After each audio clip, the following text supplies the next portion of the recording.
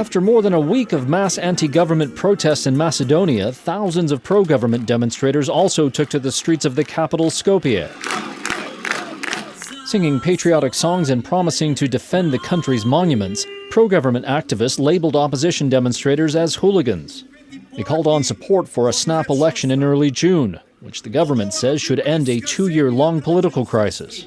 The opposition has promised to boycott the polls, saying the vote would neither be free nor fair, a claim supported by the European Union and the United States. As the pro-government rally took place, anti-government protesters gathered separately to march toward the center of Skopje. Police formed a cordon and kept the opposing protests apart. Both demonstrations ended peacefully. These protests were triggered last week when President Georgi Ivanov pardoned dozens of politicians and public officials implicated in a wiretapping and corruption scandal. Anti-government protests have taken place for 9 straight nights in Skopje and other towns. Protesters have thrown paint and eggs at buildings, monuments, and other public projects which they consider as symbols of corruption.